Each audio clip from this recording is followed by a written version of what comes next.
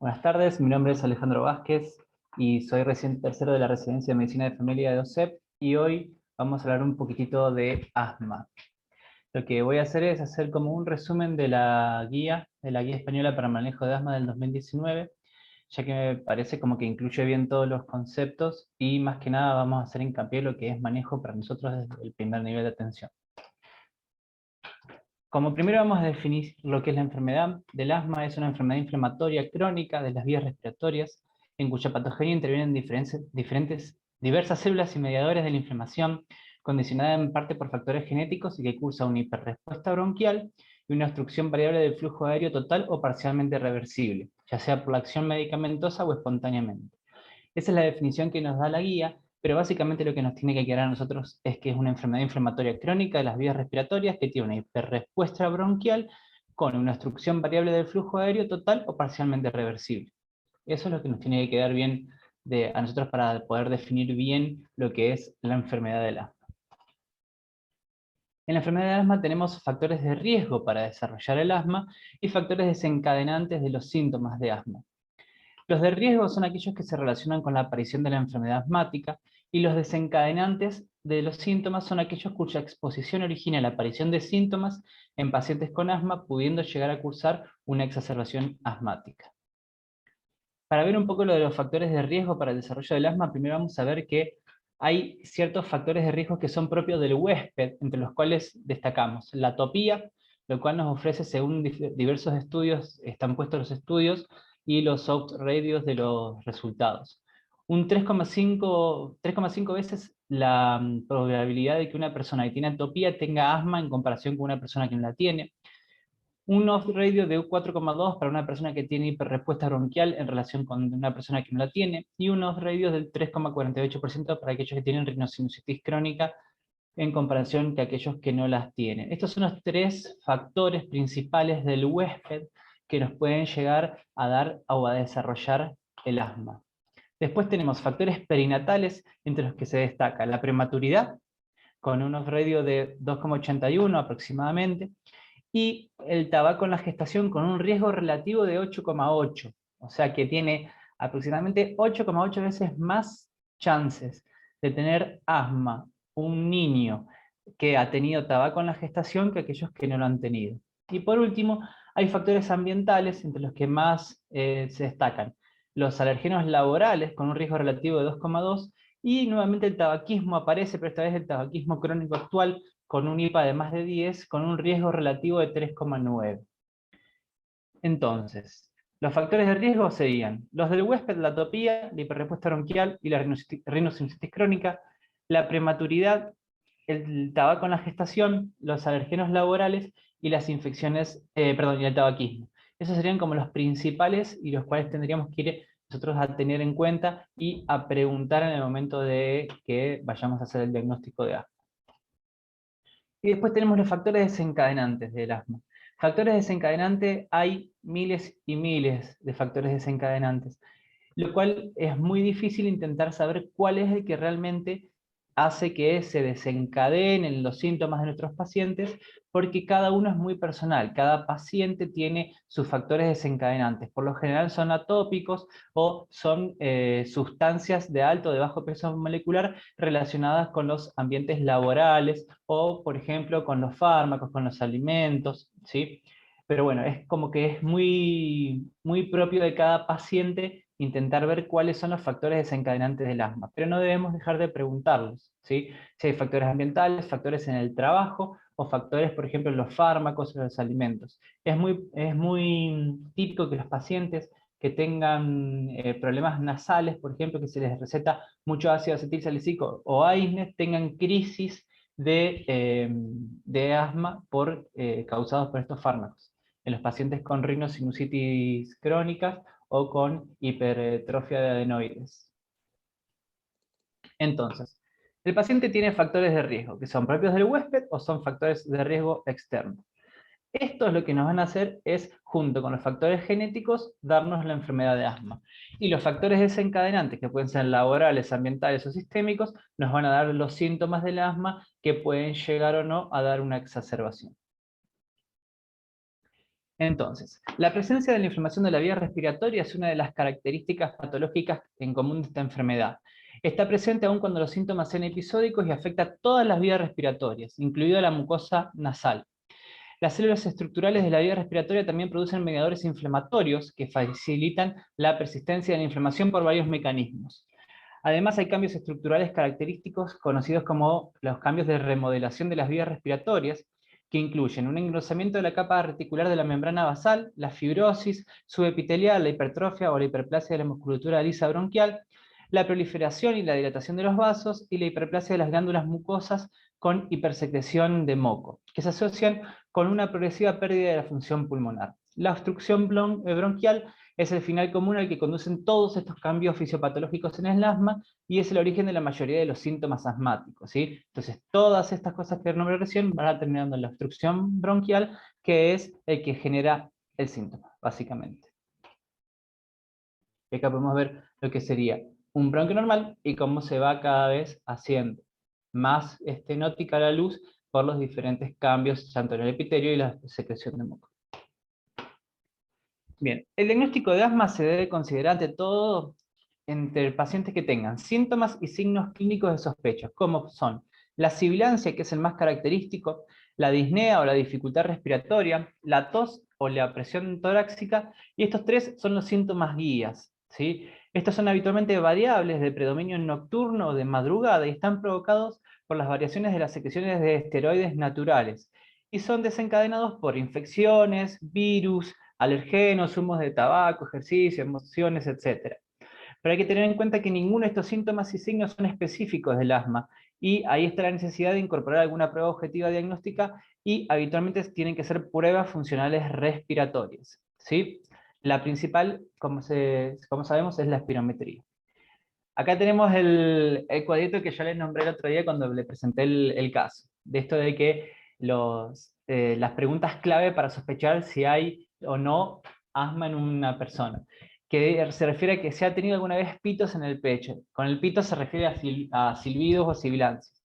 Entonces, lo que deberíamos preguntarle ante una persona que sospechamos asma es, ¿se ha tenido alguna vez sibilancias en el pecho? ¿Se ha tenido tos, sobre todo por las noches? ¿Se ha tenido tos o sibilancias, dificultad respirar en algunas épocas del año o en contacto con animales, plantas, tabaco en su trabajo? ¿Se ha tenido tos o sibilancia, dificultad de respirar después de hacer ejercicio físico moderado o intenso?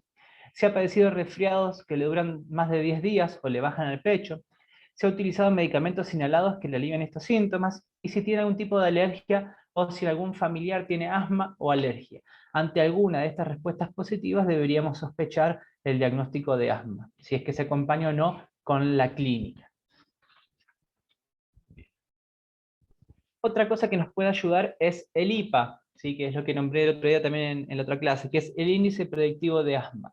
¿Para qué nos sirve? Si tenemos un niño menor de 3 años que presenta sibilancias frecuentes, o sea, si tiene más o igual de 3 episodios de sibilancias al año, y cumple con un criterio mayor, 2 criterios menores que ya los vamos a nombrar, tiene un índice predictivo de asma positivo y se puede asegurar con un 77% de certeza que ese niño va a padecer de asma a una edad escolar, entre los 6 y los 13 años.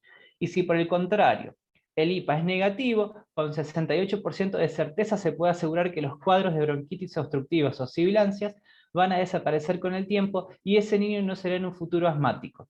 Los niños con un API positivo tienen 7 veces más riesgo de tener asma a edad escolar que los niños con API negativo. De estos, los que teníamos que tener presentes son el criterio mayor o 2 criterios menores. Los mayores son diagnóstico médico de eczema en los primeros 3 años de vida o antecedente de asma en alguno de los padres. Y los menores son diagnóstico médico de rinitis alérgica en los primeros 3 años de vida y sibilancias no asociadas a resfrío en los primeros 3 años de vida. Una eosinofilia periférica mayor a 4% en los primeros 3 años de vida. ¿Qué tiene como característica el IPA? Es que nosotros hasta los 6 años no podemos hacer una espirometría certera en los niños, ya que todavía no tienen la capacidad de realizar una inspiración y una expiración forzada por una cuestión madurativa. Entonces, si nosotros tenemos un niño al cual le hacemos una espirometría, y esa espirometría no puede ser representativa porque no está hecha con una buena técnica, se puede hacer como si fuera un diagnóstico retrospectivo, y y ver si durante los primeros 3 o 4 años de vida el niño presentó alguno de estos criterios mayores o menores, se puede inferir o tomar como esto tiene un 77% de certeza que ese niño puede llegar a tener asma siempre y cuando cumpla con los síntomas guía, ¿sí? No sé si se llegó a entender esa parte. Y si tenemos un niño de hasta, por ejemplo, 12 años, que es edad escolar, que no se le puede hacer una espirometría, se puede hacer como si fuera un diagnóstico retrospectivo, teniendo en cuenta estos criterios mayores y menores de los primeros 3 o 4 años, y si es positivo se puede inferir como que tiene un 77% de certeza que ese niño va a tener asma. ¿Se entendió eso? Sí, perfecto. Ahí. Pues. Bueno, entonces, ante la sospecha de asma se debe efectuar el diagnóstico diferencial con otras enfermedades respiratorias obstructivas. Entre estas está la EPOC, y en esta diapositiva más o menos se ven algunas diferencias entre el asma y el EPOC, ¿sí? El asma se da, el inicio es a cualquier edad, el EPOC por lo general es después de los 40 años. El tabaquismo en el asma es indiferente. Acuérdense que si bien es un factor de riesgo y un factor de exacerbaciones, es indiferente en comparación con el EPOC, en el cual siempre o casi siempre está. Acordémonos que el 25% de los pacientes fumadores son los que van a desarrollar EPOC después. La presencia de atopía está frecuente en el asma y es infrecuente en el EPOC. Los antecedentes familiares son frecuentes en el asma y no valorables en el EPOC. La variabilidad de los síntomas sí o sí tiene que estar en el asma porque es uno de los criterios, uno de los criterios que define a la enfermedad. Acuérdense que tiene que tener una variabilidad o una reversibilidad, ya sea farmacológica o espontánea. Que en el EPOC puede estar presente o no y eso va a diferir, depende del fenotipo de EPOC que tenga. La variabilidad de la obstrucción tiene que estar o no en el EPOC y la respuesta de los glucocorticoides siempre tiene que ser buena en el asma y en el EPOC va a estar indeterminada o variable según el fenotipo que tenga cada paciente. Otras patologías según la edad del paciente también para tener en cuenta, como son la disfunción de las cuerdas vocales, las bronquiectasias, la insuficiencia cardíaca, el TEP, la fibrosis quística, eso según los síntomas más específicos que quizás después vaya teniendo cada paciente y según la edad a la que tengamos de la sospecha del paciente es lo que nosotros nos vamos a ir guiando un poco. Bien. Este es el algoritmo diagnóstico que propone la guía, la GEMA del 2019. El diagnóstico de asma se establece cuando un paciente con síntomas de sospecha de enfermedad, más una prueba de función pulmonar, preferiblemente la espirometría, demuestra de forma objetiva una alteración compatible, habitualmente una obstrucción variable en los flujos respiratorios, y la obstrucción de las vías aéreas produce una disminución del flujo expiratorio máximo, ¿sí? Y del volumen expiratorio forzado en un segundo, que ese es el BEF1, ¿sí? Que es positivo cuando existe una relación FEP1 sobre capacidad vital forzada menor a 0,7, eso es un patrón obstructivo, ¿sí? Tengamos en cuenta que esta variabilidad o que este 0,7 es un patrón arbitrario, ¿sí? Es algo que se tomó por definición en las guías para representar un patrón obstructivo. Entonces, tenemos los síntomas, tenemos la espirometría nos puede arrojar dos resultados, que puede ser que esté en margen de referencias, o sea, que sea algo normal, o que tenga un patrón obstructivo. Y acá está la importancia de hacer la prueba broncodilatadora, ¿sí? Porque como esto es un criterio aleatorio, un criterio que se ha dado por consenso, lo que nos va a terminar de definir o no la enfermedad es la prueba broncodilatadora.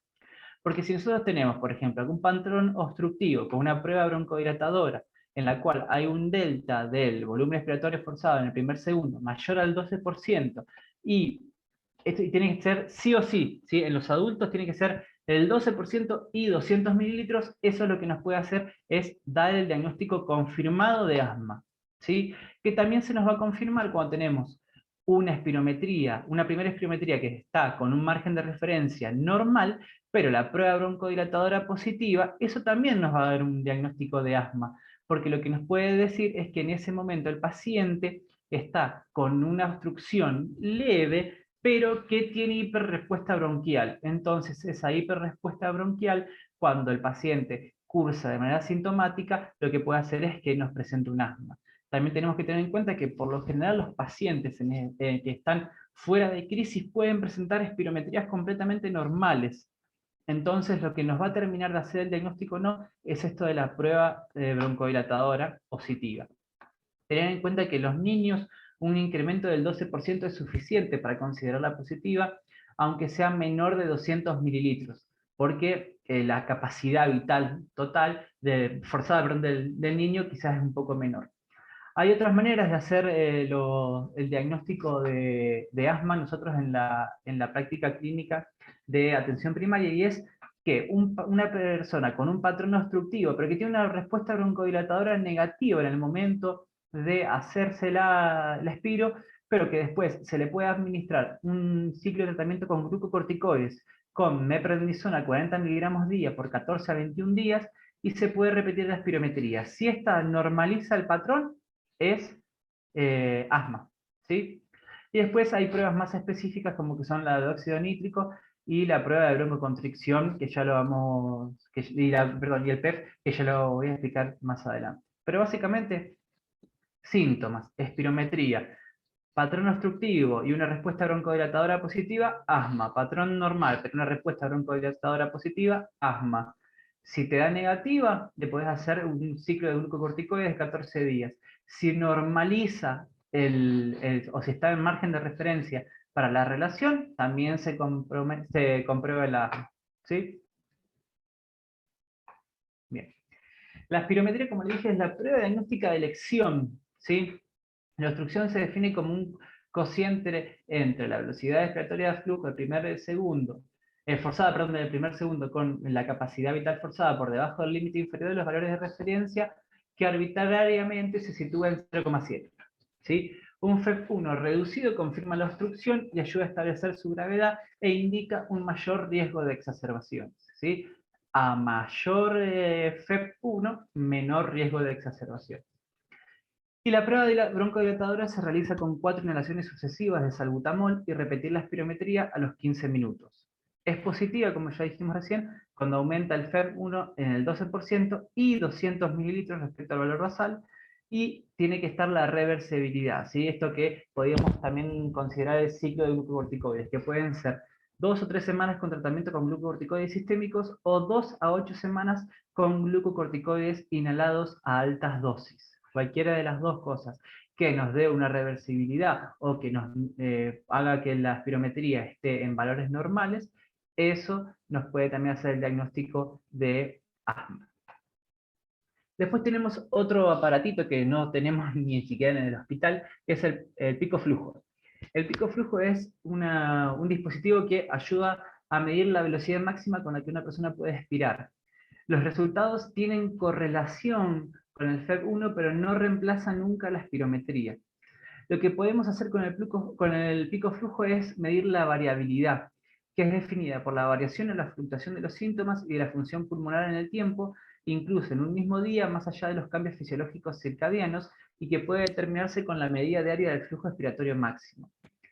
Básicamente, todos los días nosotros tenemos dos picos de secreción de cortisol en el cuerpo, ¿sí? Uno se produce entre las 7 y las 8 de la mañana y el otro se produce entre las 6 y las 8 de la tarde. Entonces, ¿qué pasa? Cuando tenemos el pico de cortisol en sangre, los niveles o el FEP1 sería con mejores valores que las horas previas a las cuales que son o sea, las horas previas a las cuales se produce el pico de cortisol. Entonces, si tenemos una variabilidad que es mayor al 20% a lo largo del día, eso nos comprueba que la secreción de corticoides, eso desinflama, ¿sí? Y eso nos hace que tengamos menor cantidad de obstrucción al flujo aéreo por una mayor desinflamación de la vía respiratoria. Entonces, si es mayor al 20%, también es diagnóstico de asma. Se deberían hacer mediciones durante aproximadamente una semana, en los cuales deberíamos tener un pico flujo mínimo cada 2 horas para poder hacer esta variabilidad, para poder medirlo. Otra cosa que no hay, tampoco tenemos, es la fracción exhalada de óxido nítrico, pero es algo que la guía te lo propone como algo que está bueno y como es lo que se viene, porque mide de forma no invasiva la inflamación eosinofílica de las vías aéreas. Está más que nada dada para las asmas que son de características, o mejor dicho, que tienen un fenotipo alergénico, que son por alergia. Tiene un punto de corte que es en 50 partes por billón en adultos, y tiene una alta sensibilidad y especificidad en no fumadores que no utilizan glucocorticoides inhalados, y especialmente si se asocia a un FEV1 reducido. Un valor normal no excluye el diagnóstico del asma, ¿sí? Lo que está bueno para hacer el primer diagnóstico, el primer acercamiento del asma. Y esto es un dato que la GEMA no lo tiene, pero que sí lo tiene la GINA, y es que la GINA es la Guía Internacional del Asma, para el manejo del asma. Y en adultos jóvenes, el tratamiento guiado por la fracción exhalada de óxido nítrico mostró significativamente una menor cantidad y grado de exacerbaciones, pero aún requiere más estudios porque todavía lo que citaban no estaba terminado. Bien. Lo que tenemos acá es la clasificación de la gravedad del asma en adultos, ¿sí? Antes de recibir el tratamiento. Entonces, nosotros hacemos el diagnóstico de una persona que tiene asma y lo que deberíamos hacer es clasificarlo, ¿sí?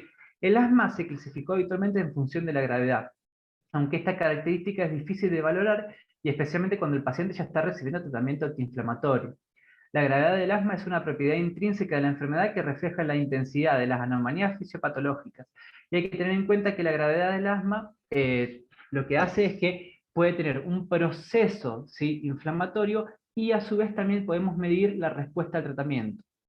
Esta clasificación está hecha en función de la gravedad y es útil en la evaluación inicial de un paciente con asma porque la elección de tratamiento, la dosis y la pauta de tratamiento dependen de la gravedad de la enfermedad. Tradicionalmente se la dividió en estas 4 categorías: en intermitente, en persistente leve, en persistente moderada y en persistente grave. La gravedad no es una característica del asma necesariamente constante, sino que puede variar a lo largo del tiempo. Esto puede ser en meses o en años, por lo que es necesario reevaluarla periódicamente.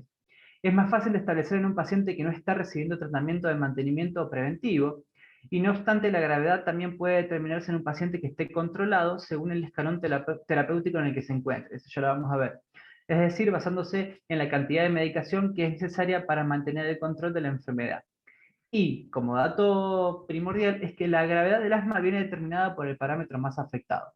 Por ejemplo, si yo tengo un paciente que tiene síntomas diurnos 2 veces a la semana, que usa medicación de alivio todos los días, que no tiene síntomas nocturnos, que no tiene ningún tipo de limitación a la actividad y que no ha tenido ninguna exacerbación en el último año, ¿sí? Más o menos, ¿alguien sabe en qué clasificación le podríamos poner con eso que dije yo recién?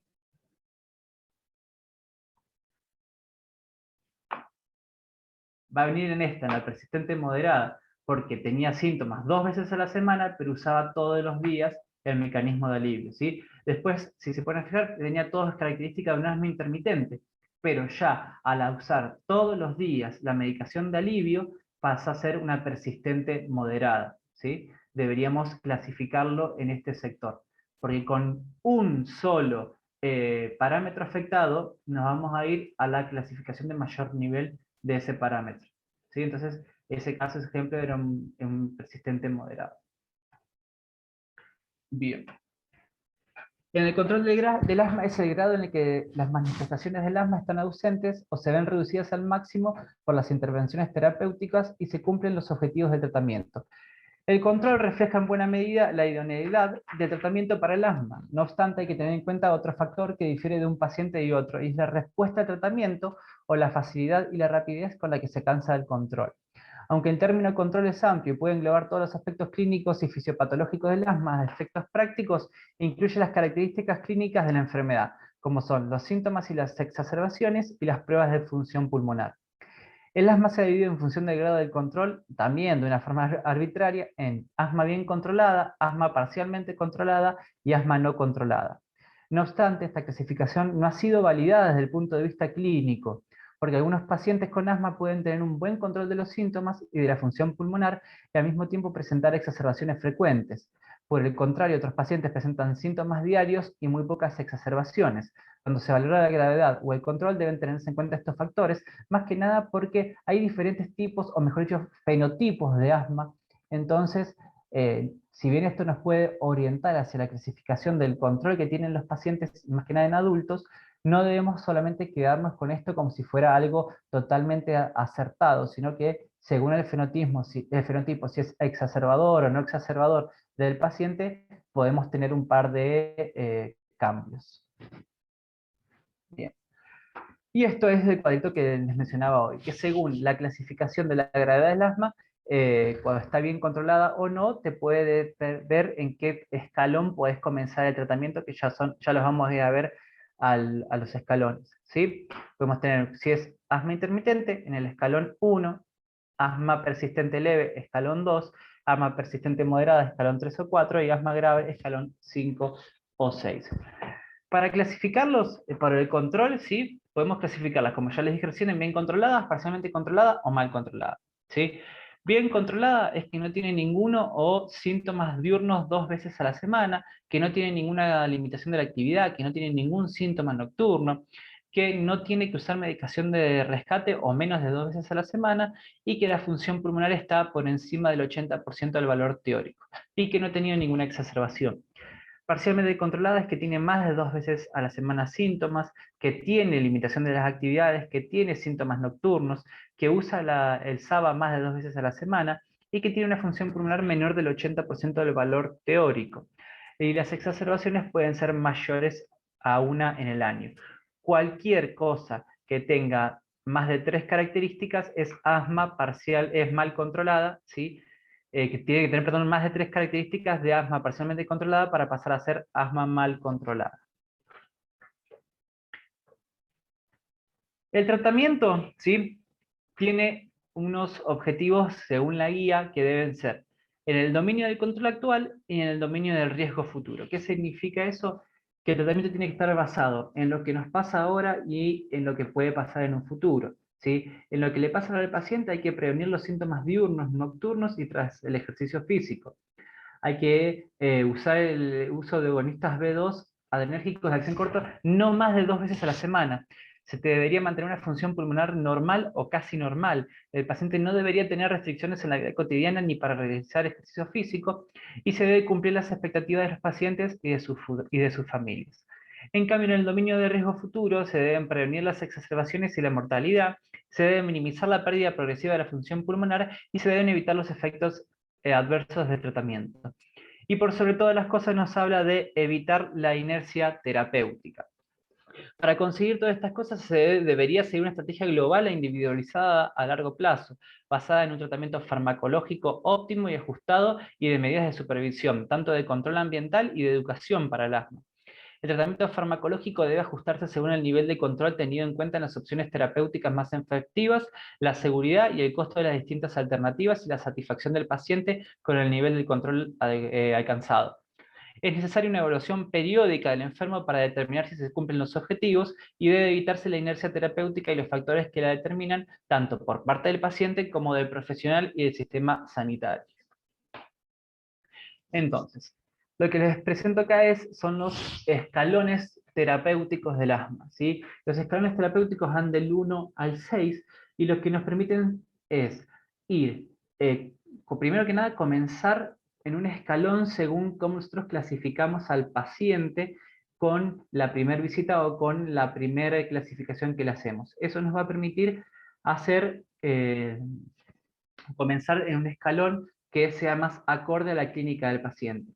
Entonces, si nosotros en un periodo de 3 semanas no cumplimos con un asma con los criterios de un asma bien controlado, lo que hacemos es vamos a ir al escalón inmediatamente superior para tener un ciclo nuevamente de 3 semanas y evaluar si tenemos mejoría o no tenemos mejoría en el paciente. Si tenemos mejoría en el paciente y la mejoría del paciente se mantiene por 3 meses, lo que podemos hacer es descender al escalón inmediatamente inferior y mantenernos en ese escalón 3 meses más. Si en esos 3 meses más el paciente no tiene ningún síntoma, se puede volver a descender el escalón durante estos 3 meses, así hasta llegar a un manejo óptimo, que es lo que vamos a ver en este cuadrito, ¿sí? La idea es, si tenemos un asma parcialmente controlada, siempre incrementar en los escalones hasta llegar a un asma bien controlada. Pero si ahora tenemos un grado de control, o sea que tenemos durante 3 meses el paciente controlado con la medicación que tenemos, la idea es reducir el tratamiento para siempre tener una dosis mínima eficaz en el paciente para no someterlo a terapias farmacológicas innecesarias. Y algo que es necesario es que el paciente debe ser reevaluado constantemente, debe ser reclasificado constantemente y se deben tener en cuenta los criterios de control para subir o bajar los escalones terapéuticos. Los primeros, sí, fármacos que vamos a tener para hacer un tratamiento adecuado son los agonistas beta-2 adrenérgicos, inhalados, ¿sí? Los cuales tenemos de acción corta y de acción larga. De acción corta, el más conocido y el que se maneja es el salbutamol, ¿sí? Y de acción larga tenemos el formoterol y el salmeterol. El salmeterol es más viejo y el formoterol ha venido como a revolucionar las terapéuticas. Porque si bien es un beta-2 de acción larga, tiene un tiempo de inicio muy cortito similar al salbutamol, ¿sí? Entonces lo que se puede hacer es usar una estrategia que se está planteando ahora, que es una estrategia nueva que se llama la MART, que es manejo del asma, que es mantenimiento y rescate. Entonces con el formoterol estaríamos suplementando, o mejor dicho, o sacando de uso el salbutamol y usaríamos el formoterol. Eso ya lo vamos a ver un poquito más adelante. En el escalón 1, ¿sí? El primer paso consiste en el uso de los SABA inhalados, como era el salbutamol, exclusivamente a demanda, ¿sí? Se reserva solamente para los pacientes con síntomas diurnos, ocasionales y leves. Acuérdense que tienen que tener menos de 2 veces a la semana y que deben ser de corta duración, que no tienen que tener síntomas nocturnos y que tienen el asma bien controlada, ¿sí? Esto tiene un nivel de evidencia B, o sea que SABA es el escalón 1. Y para la inmensa mayoría de los pacientes, el tratamiento indicado para el alivio rápido de los síntomas es un SABA inhalado. Esto tiene un nivel de evidencia tipo A. En el escalón 2, lo que vamos a hacer es un tratamiento que tiene glucocorticoides inhalados a dosis bajas y administrados diariamente. Este escalón suele ser el inicial para la mayoría de los pacientes con asma persistente que no han recibido nunca tratamiento previo. Y los glucocorticoides administrados de forma continua constituyen el tratamiento de mantenimiento más eficaz del asma persistente. Vamos a ver que la mayoría de nuestros pacientes están ubicados en este escalón, la mayoría de los pacientes que estén realmente controlados, ¿sí? ¿Por qué? Porque se ha visto que los glucocorticoides inhalados son los que mejor respuesta le dan al tratamiento de mantenimiento. Y acá tenemos la tablita que tiene un par de equivalentes entre las dosis que tenemos de glucocorticoides. Las que usamos nosotros son el budesonida, la fluticasona más que nada. La fluticasona propionato, no el furoato. Y la mometasona también puede venir en alguna que otra presentación. Entonces, si no mejore con el escalón 2, vamos a pasar a un escalón 3, ¿sí? En este nivel, el tratamiento de elección es la combinación de un glucocorticoide a dosis bajas con un LABA, ¿sí? Con un beta-2 de larga duración, que eran el salmeterol o el formoterol en el mercado nuestro. Y el formoterol, como les dije, es un LABA pero de inicio rápido. Por este motivo se elige la combinación de budesonida y formoterol o beclometasona con formoterol. Puede utilizarse tanto como tratamiento de mantenimiento como de alivio, ¿sí? Esto es la estrategia MART. Esta estrategia MART se está aplicando más que nada en Europa y lo que se ha visto es que todos los pacientes que hayan tenido una exacerbación en el último año deberían sí o sí quedarse con una estrategia MART, porque lo que hace el formoterol es servir como SABA y como LABA. Entonces se ha visto que tienen muchísimo menos requerimientos de beta-2 y que tienen muchos menos episodios de exacerbaciones. Entonces es como que esto es lo que va a venir ahora a cambiar un poco esto de los escalones, o que todos los pacientes tengan que estar en este escalón 3 en vez del escalón 2, y reemplazar el SABA por el formoterol. Bien, si con esto no mejoran, pasamos a un escalón 4. Y el tratamiento de elección a este nivel es la combinación de un glucocorticoide a dosis media con un LABA. ¿Qué significa esto? Glucocorticoides a dosis media. Por ejemplo, con la fluticasona tenemos fluticasona de 125, que es la dosis pediátrica o la dosis mínima, y la fluticasona de 250.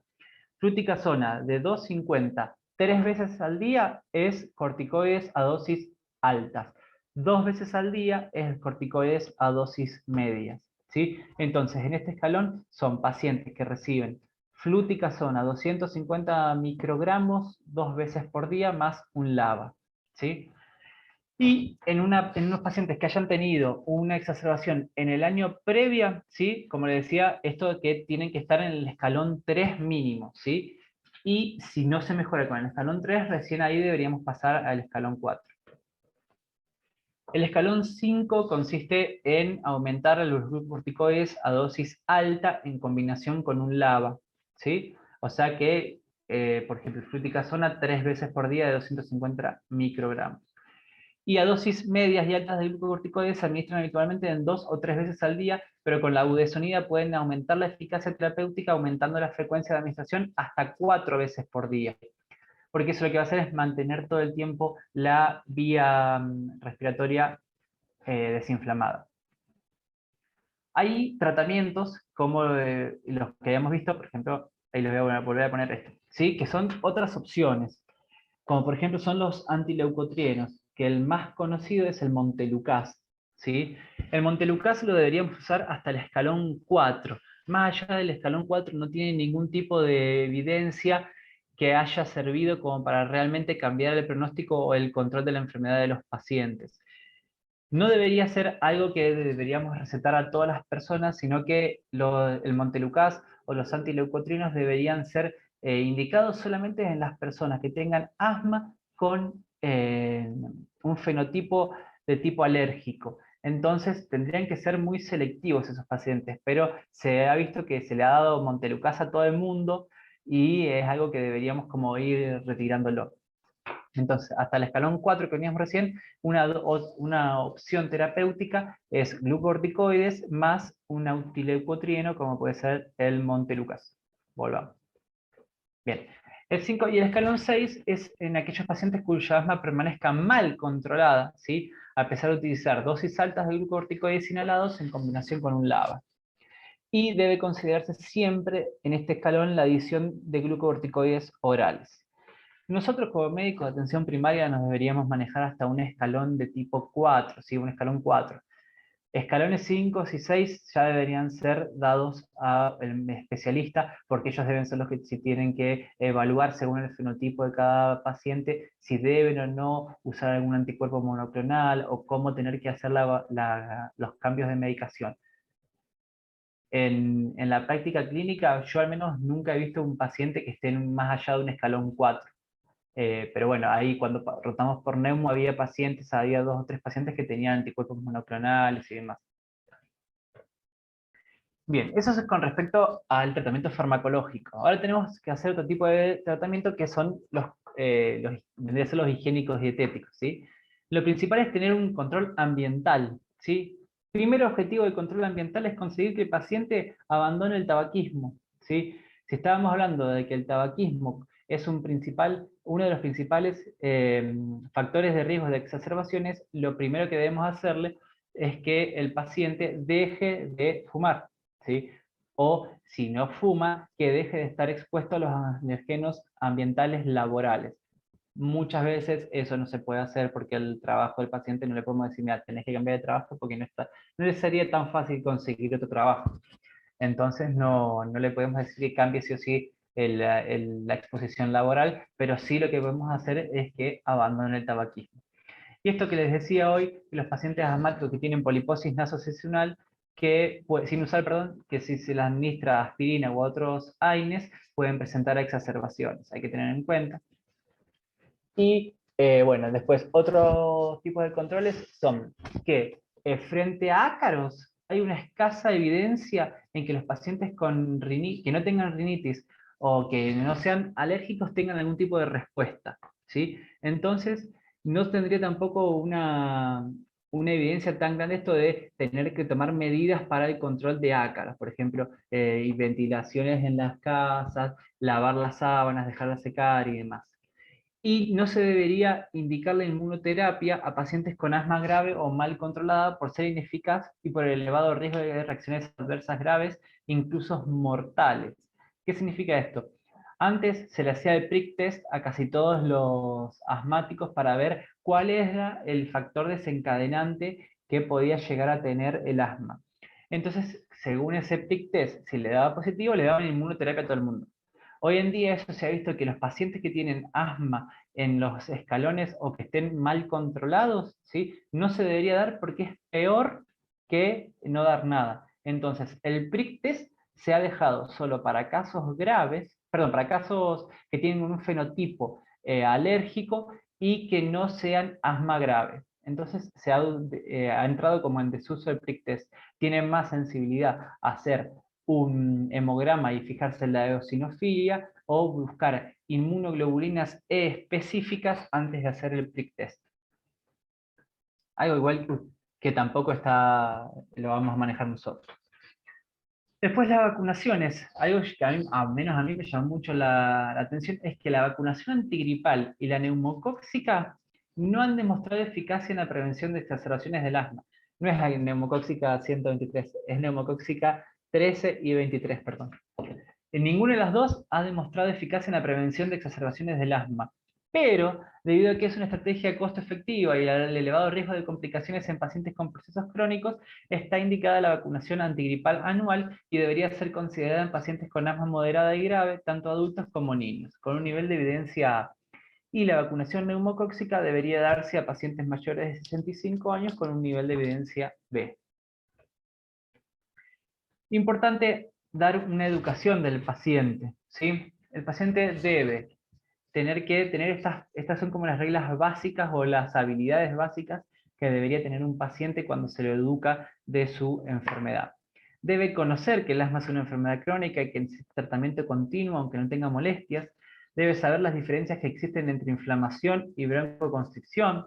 Debe diferenciar los fármacos controladores de la inflamación de los aliviadores de la obstrucción.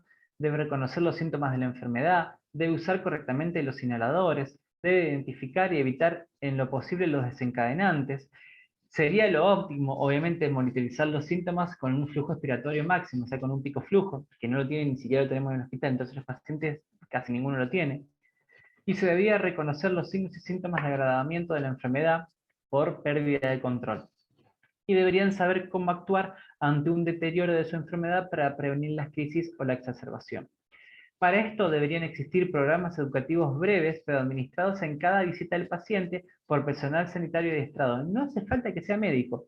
Esto se debería aplicar, por ejemplo, si estaba en las salas de espera de cualquier consultorio, con cartelería o con personales, por ejemplo, agentes sanitarias que den un poco de educación sobre esto a los pacientes que sean asmáticos. Y esto ha demostrado eficacia en el control actual y de los riesgos futuros. Una de las cosas que más eficacia ha dado es dar educación al paciente. Es por eso que en España, con la GEMA, ha surgido esta hermosa tablita, que es con lo que nosotros deberíamos de dar de alta o deberíamos de hacer el control de cada uno de nuestros pacientes. Deberíamos darle esto, que lo deberíamos tener preimpreso en el consultorio, entonces nosotros deberíamos decirle, tomar diariamente, ¿sí?, tantos puffs de salbutamol o de formoterol o de salmeterol, del que nosotros digamos, y antes del ejercicio realizar tal y tal tratamiento. Entonces, ¿cuándo debe incrementar su tratamiento? Cuando tiene síntomas más de 2 veces al día, ¿sí? Todo esto es un cuestionario que tiene el paciente, ¿sí? Si respondió sí a 3 o más de las preguntas, esto debería ser una planilla que debería completar el paciente semanalmente.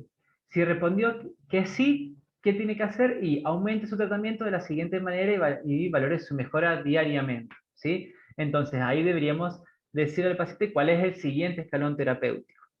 Entonces, así debería ir el paciente autocontrolándose y dándole nosotros nuestras pautas de alarma, ¿sí? Cuando tenga que ir al hospital y cuando tenga una pérdida grave, o sea, una exacerbación del asma, nosotros deberíamos acá darle todas las indicaciones y si continúa con esta exacerbación, cómo tendría que ir al médico y demás. Pero sería algo muy bueno para el paciente, para que ellos mismos tomen como el protagonismo del cuidado de su enfermedad, porque ellos pueden ir subiendo y bajando la medicación, subiendo y bajando los escalones según los síntomas que ellos vayan presentando. Entonces esto es como que la idea sería poder externar o darle continuidad al tratamiento de cada persona con estos simples papelitos para autoadministrarse el tratamiento a cada paciente. Y ahora vamos a ver un caso clínico. ¿Les parece o no quieren? ¿Hasta acá tienen alguna duda? De aún. No, no, no. No, no. Bueno, Venimos bien, Ale. Nos llegan comentarios en el chat que dicen a ver si surge la misma tabla para paciente de Puente de Hierro con la gema de Mendoza. no creo que surja eso. Bueno, vamos a ver un caso clínico que llegó el lunes. Es un paciente que consulta por presentar episodios de broncoespasmo transitorio una vez por semana desde hace 2 semanas, que se acompaña con tos con expectoración que dura unos segundos y cede. No tiene interferencia con su vida cotidiana ni con la práctica de deporte, y refiere que no presenta síntomas por la noche y que no está usando la medicación porque no tiene más PAF, porque no se ha podido acercar al hospital ya que tiene miedo a contagiarse por el COVID.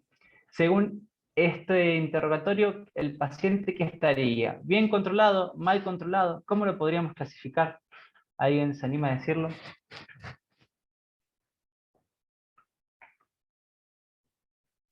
Mal controlado. Y ¿Por qué creería que estaría mal intermitente. controlado? ¿Cómo? Ujú. ¿Por qué estaría mal controlado? Y porque tiene síntomas. Y bueno, no usa su medicación para todo esto. Bien, pero los síntomas para ser mal controlado, ¿te acordás cómo era? Ponenos la tablita, Vázquez. Sí, de Vamos a una. la tableta. Es difícil sin la tablita. Y un parcial, Y parcialmente. no tiene, Es un parcial. no tiene síntomas nocturnos, pero sí tiene Bien. síntomas diurnos. Claro. Una vez por semana. Menos de 2 veces por semana. Ajá. Ujú. Y No no tiene tienen limitación a la ninguna actividad. exacerbación. Pero Y no tienen limitación a la actividad. no tiene limitación, ¿o sí? A ninguna Mm. actividad. A ninguno. Pero pero si Sí. tiene exacerbaciones o no, o qué exacerbaciones consideras que consulta en guardia.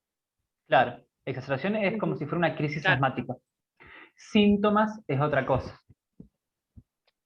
Entonces Claro. este paciente estaba bien controlado con la medicación que tenía, porque tiene síntomas menos de 2 veces a la semana, no tiene limitación de las actividades, no tenía síntomas nocturnos, la- los síntomas eran cortos, no había tenido ninguna exacerbación y estaba usando menos de 2 veces a la semana el salbutamol porque no lo tenía, básicamente.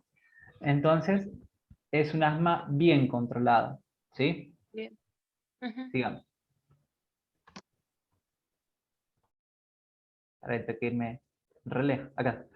Como antecedentes patológicos, el paciente tiene asma, lupus y glaucoma. Tiene una cirugía de rodillas, tiene un reemplazo bilateral de rodillas, alérgicos decía que no presenta, y estaba medicado con hidroxicloroquina 200 miligramos cada 24 horas, enalapril 5 miligramos día, y él tenía salmeterol más fluticasona y salbutamol. También tomaba tamsulosina porque su padre había fallecido de cáncer de próstata y un urólogo le había dicho que por las dudas tome tamsulosina. Algo que no, que no está bien. Hermoso. Y, sí, y el paciente fumaba, era un tabaquista crónico actual con un IPA de 5.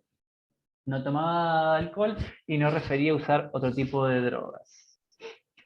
Tenía 4 comidas al día, estaba con un insomnio de conciliación, que estaba tomando clonazepam 0,5 y lo había abandonado porque se había quedado sin medicación, y realizaba actividad física 30 minutos al menos todos los días, y bueno, el paciente estaba pensionado porque tenía cirugía de rodillas, tenía un CUD. ¿Sí? De acá, lo primero que deberíamos decirle al paciente es que debería dejar de fumar.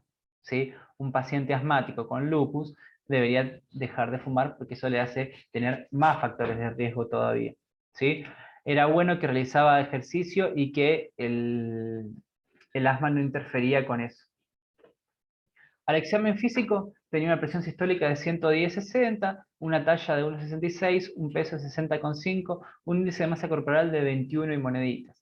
El examen físico tenía una buena entrada de aire bilateral, mucho vesicular conservado, sin ningún tipo de ruidos agregados. Y R1, R2 normofonéticos y silencios impresionaban libres.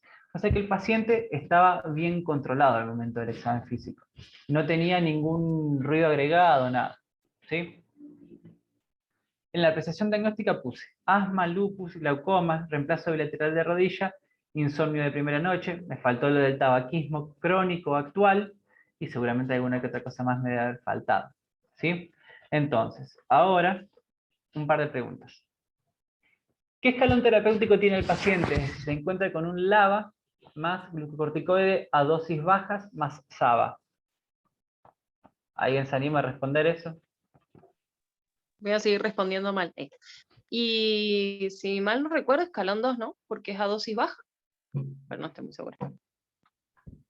Bien, es un escalón. A ver, ¿quién da más? O menos. Che, igual él estaba pensando ahí como que, ¿no sería raro un paciente que esté con tanta medicación y que no tenga síntomas a pesar de no tener el PAF? No sé, Ahí pregunto. vamos a charlarlo. Pará. Y porque No, capaz que hay que hacer esto que dijo Lale, ir bajándolo, No probar 3 me lo meses. spoilees, bajar. Romén. Claro, Y de deberíamos. paso le volamos la tamsulosina esa que no está para nada bien. Lo que tiene mal este paciente. Primero, ¿en qué escalón está? Pará, veamos por parte. ¿En qué escalón está? Si tiene el LABA, claro, si tiene LABA, glucocorticoides a dosis bajas más SABA, es un escalón 3. ¿Sí? Y si tuviera LABA, glucocorticoides a dosis altas y SABA, nos vamos a un 5. ¿Sí? Ay, bien. Ujú. Bien. ¿Y qué grado de control tiene el paciente según su clínica? Ya lo charlamos, que tiene un buen, está bien controlado. ¿Sí? ¿Y qué medida terapéutica se puede ofrecer a este paciente para mejorar su control? Y ahí es donde vamos a hablar. ¿Qué les parece? Por eso lo que decía, como bien le había contado a Laura, esto de que el paciente tenía un escalón 3, pero no tenía ningún tipo de sintomatología y estaba con un montón de fármacos, no tenía ninguna sibilancia, no había tenido exacerbaciones, estaba con un buen control y llevaba con este tratamiento años. Entonces, como bien dijo la Romy, lo que habría que hacer es empezar a disminuir el tratamiento un escalón, ¿sí? Entonces, ¿qué se podría hacer en este paciente? Se puede pasar a un escalón 2. ¿Alguien se acuerda qué era el escalón 2? Ah, no me han prestado atención, ¿eh? El escalón 2 es el Ay, glucocorticoide sacarle a el No, dosis SABA, Ale, ¿o baja. no? El No lava hay que podía prender el sacarlo. micrófono. claro. Claro, hay que sacarle el lava. El lava, perdón, claro, sí. Un escalón 2 sería un glucocorticoide a dosis bajas más el Y el SABA. rescate ¿Sí? con Claro, salbutamol. correcto. Acuérdense que la O puede ser mayoría sin salbutamol. No, el salbutamol vos lo dejás para los rescates siempre. Acuérdate que el escalón 1 solamente Es el incluye el salbutamol. salbutamol, Ujú. que es a los pacientes que no tienen ningún tipo de síntomas, que lo usan menos de 2 veces por semana y que lo usan cuando tienen algún síntoma esporádico. Pero el glucocorticoide más el SABA es el escalón 2 y el escalón 1 es el SABA solo, sin necesidad de glucocorticoides. Lo que Necesitamos esas pasa, tablas impresas. lo que ha Posta. pasado con este paciente es uno de los 3 objetivos que nos plantea el tratamiento, que es evitar la inercia terapéutica. ¿Por qué? Porque este paciente anduvo bien con esa medicación y nunca nadie más lo reevaluó, digamos, Recategorizó. Claro. esa palabra. Nadie nunca más lo recategorizó, ¿sí? Entonces, con este paciente lo que habría que hacer es empezar a disminuir la dosis, ¿sí? O mejor dicho, el escalón terapéutico, y deberíamos dar glucocorticoides a dosis bajas y un SABA.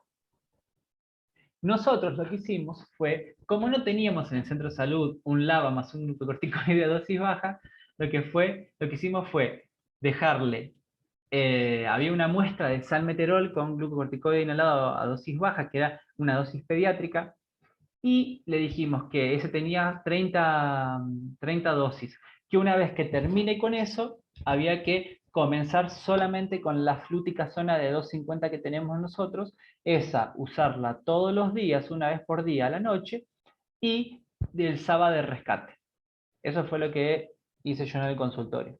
Y hay que reevaluarlo al paciente dentro de 3 a 4 semanas. Si el paciente sigue bien controlado, hay que dejarlo por 3 meses más a ese tratamiento. Si presenta un regular control o un asma parcialmente controlado, o sea, que ya presenta más de 2 veces a la semana síntomas o algo, habría que volver a subirle un escalón 3. Pero ahora que ya lleva más de 3 meses estabilizado, no presentaba ningún síntoma en o sea, en estos últimos 3 meses, podríamos bajar a un escalón 2, que es lo que terminamos haciendo. ¿Sí? ¿Se entendió? ¿Alguna duda? ¿Alguna pregunta? No. Bueno, y ahora les dejo unos tips que son un par de recomendaciones. ¿Sí? La R1 es la recomendación y el grado de evidencia, ¿sí? La recomendación tipo 1, que es, en pacientes con síntomas de asma y en cualquiera de los escalones terapéuticos, se recomienda utilizar un agonista beta-2 adrenérgico de acción corta a demanda para el alivio de los síntomas. Los ABA administrados con una antelación de unos 10 a 15 minutos son los medicamentos de elección para prevenir la broncoconstricción inducida por el ejercicio físico. Se recomienda emplear SABA inhalados administrados a demanda para el tratamiento del asma intermitente, que es el escalón 1. El tratamiento de elección en el asma persistente leve, el escalón 2, es un glucocorticoide inhalado a dosis bajas utilizado diariamente. Se puede considerar como tratamiento alternativo los antagonistas de los receptores del leucotrieno, o sea, el montelukast. En el asma persistente moderada se recomiendan como tratamiento de elección la combinación de glucocorticoides a dosis bajas, escalón 3, o medias, escalón 4, con un agonista beta-2 adrenérgico de acción larga. En el asma persistente moderado pueden considerarse como alternativa de un glucocorticoide a dosis bajas o medias asociado a un antagonista de los receptores de leucotrieno. La combinación budesonida-formoterol o beclometasona-formoterol puede utilizarse como tratamiento de mantenimiento y demanda. ¿Sí? Esta es la estrategia MART que se viene ahora. En el asma persistente grave se recomienda como tratamiento de elección un glucocorticoide inhalado a dosis altas en combinación con un LABA. En los pacientes con asma persistente grave, escalón 5 o 6, no controlados con la combinación de un glucocorticoide inhalado a dosis altas y un LABA que tengan una relación post-broncodilatador menor de 70, la adición de tiotropio mejora la función pulmonar y reduce las exacerbaciones. ¿Sí? Esto ya pasa a ser una recomendación tipo 2 y algún manejo de expertos. ¿Sí? Y en el asma grave mal controlado, a pesar de utilizar dosis altas de glucocorticoide inhalado y un LABA, con o sin otros fármacos de mantenimiento, es necesario considerar la adición de glucocorticoides orales. Y la vía inhalatoria es la elección para el tratamiento del asma. Sigo. Debo adiestrarse a los pacientes en la técnica de inhalación de los dispositivos y supervisarla periódicamente. Esto es sumamente importante, porque a los pacientes hay que verlos cómo se hacen los PAF, porque muchos los hacen pésimo, y es algo que por ejemplo, ahora que rotaba por Neumo, se los hacían hacer, y hay gente que se echa el PAF desde 2 metros, o sea, no tiene nunca un buen resultado porque está mal. Acuérdense que la correcta técnica es, se debe agarrar el PAF con el dedo mayor y con el dedo índice de la mano. Se debe agitar el PAF, se lo debe colocar a 3 o 4 centímetros de la boca. El paciente debería hacer una exhalación, o sea, debería exhalar al menos el volumen corriente de lo que tiene en el pulmón, después llevarse el PAF a la boca y realizar una inspiración que no debe ser brusca, sino que debe ser sostenida y profunda hasta llegar a la capacidad vital forzada total. Ahí mantener durante 10 segundos y realizar una expiración lenta. ¿Sí? No debe ser ni brusco la inspiración, ni se debe de hacer una expiración inmediatamente, sino que se debe hacer una inspiración que sea lenta, pausada, pero profunda, y se debe sostener 10 segundos en inspiración máxima forzada. ¿Sí? ¿Qué más? Y si no, se debería utilizar las aerocámaras, que son lo mejor. Hasta los 13 años, mejor dicho, hasta los 11 años, deberíamos usar aerocámaras. Acuérdense de eso. Después, hay que deshabituar el tabaquismo en los pacientes fumadores. Los pacientes con asma deberían seguir un programa de educación formal de su enfermedad, y las acciones únicamente informativas no han demostrado ser eficaces, sino hay que tener como constancia. Se recomienda proporcionar a los pacientes con asma un plan de acción por escrito, como el que habíamos visto, y es imprescindible determinar el grado de adhesión al tratamiento de cada paciente, ya sea mediante la información obtenida tras la retirada de los fármacos de la farmacia, algo que no tenemos mucho, o por cuestionarios estandarizados de autocomplementados, que son el test de Morris-K-Green, el MARS-A o el TAI, que tampoco están tan validados, pero bueno, son test para ver cómo están los pacientes, cómo han respondido a su tratamiento. Y por último, la última diapositiva, se les prometo, es esto que es el nuevo tratamiento que se le da a las crisis asmáticas, que me gustó. ¿Por qué? Porque uno evalúa al paciente, entonces lo divide en crisis leve, crisis moderada o crisis con una parada cardiorrespiratoria inminente. En todas, ¿sí? Lo que vamos a ver son la frecuencia cardíaca, la frecuencia respiratoria, la saturación de oxígeno y la utilización de músculos accesorios. Esto es lo que nos va a dividir el paciente en crisis leve, crisis moderada o la parada cardiorrespiratoria inminente.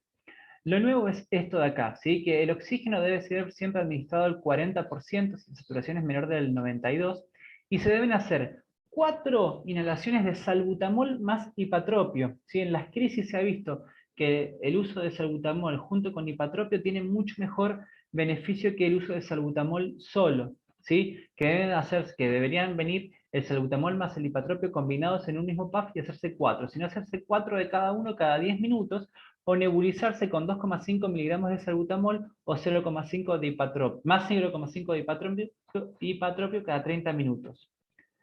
El uso de corticoides, que puede ser la hidrocortisona endovenosa 200 miligramos o nosotros tenemos la meprednisona 40 miligramos vía oral. El tiempo para que haga efecto la hidro o la mepre es exactamente lo mismo. La vía endovenosa o la vía oral es lo mismo. Entonces se prefiere la vía oral, salvo que el paciente no pueda deglutir o que esté tan agitado que no pueda tomar ninguna medicación vía oral, sino no hace falta colocar la hidrocortisona. Y después lo que se ha agregado es esto de la fluticasona, que deberíamos, más allá de hacer el tratamiento con hidrocortisona, deberíamos hacer los 2 puffs de fluticasona a una dosis de 250 microgramos cada 10 o 15 minutos. ¿Sí? Esto es algo como que nuevo, digamos. Y la reevaluación del paciente debe ser cada 30 minutos. Si el paciente en la primera hora no sale, y tiene un 80% de probabilidades que después no salga. ¿Sí? Si en las 3 horas no sale de la crisis, tiene que ser sí o sí hospitalizado porque ese paciente no va a salir con tratamiento ambulatorio. ¿Sí? Entonces, lo nuevo es que el oxígeno no debe ser administrado al 100% con máscara de reservorio como hacíamos en la guardia, sino que debería ser administrado con una máscara de Venturi al 40%. Tiene que ser salbutamol más hipatropio. Los corticoides en lo posible vía oral, y se deben hacer corticoides inhalados también. Reevaluar al paciente cada 30 minutos y si a las 3 horas no mejoró, internarlo porque el paciente no va a mejorar. ¿Sí? Al alta, todos los pacientes, sea el tipo de crisis que sea, desde leve, moderada, grave o con una parada cardiorrespiratoria, deben irse sí o sí de alta con corticoides vía oral por 7 a 10 días. Y acá es donde se debería usar más que nada la estrategia MART, ¿sí? Que es el formoterol más el budesonide, porque lo que nos va a permitir es que el paciente tenga fármacos de control y fármacos de mantenimiento con un solo puff cada 12 o cada 8 horas. Y sí o sí un plan de acción escrito como el que deberíamos, como la plantilla que les mostré, y con cita para reevaluación mínimo en 3 semanas. O sea, máximo en 3 semanas, mejor dicho. Ese es como el nuevo algoritmo que me gustó y está bueno. Y la bibliografía es de la GEMA, no podía ser de otro lado, para hacerme honor. Desde el 2019.